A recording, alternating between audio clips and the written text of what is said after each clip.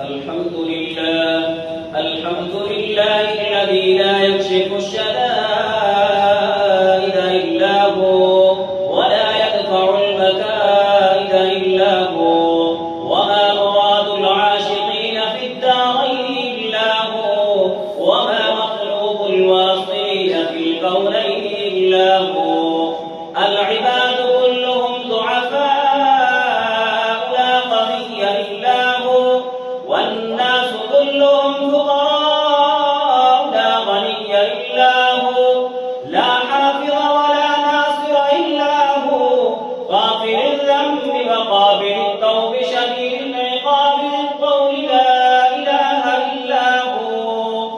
هل من خالق غير الله يرزقكم من السماء والأرض لا إله إلا هو ومن يملك السمع والأبصار لا إله إلا هو ومن يعلم السر والجهر لا إله إلا هو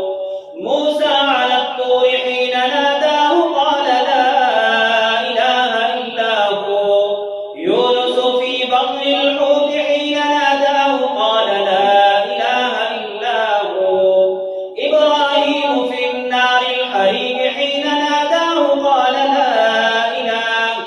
قال لا إله إلا هو يوسف في قعر البير حين ناداه قال لا إله إلا هو ونشهد أن لا إله إلا الله وحده لا شريك له هو الحي لا إله إلا هو ونشهد أن سيدنا ومولانا محمدا عبده ورسوله صلى الله تعالى عليه وعلى آله وسلم اعلموا أن الدنيا دائرة ولذتها فانية وطاعتها باقية وحارسها فوت وآخرها موت إخواني بدن ضعيف وزاد قليل وبحر عميق والنار حريق والصراط دقيق والميزان عظيم والقيامة قريب والحاكم رب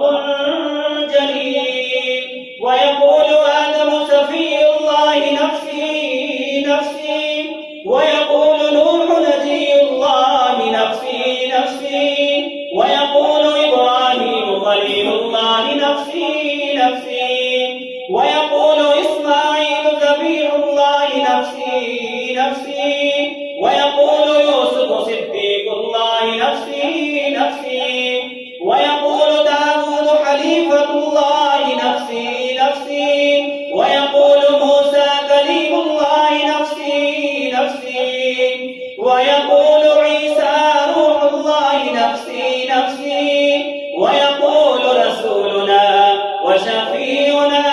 محمد صلى الله عليه وسلم أمتي أمتي ويقول الجبار جل جلاله وعم نباله عبادي عبادي لا خوف عليهم ولا هم يحزنون بارك الله لنا ولكم في القرآن العظيم ونفعنا وإياكم بالآيات والذكر الحكيم إنه تعالى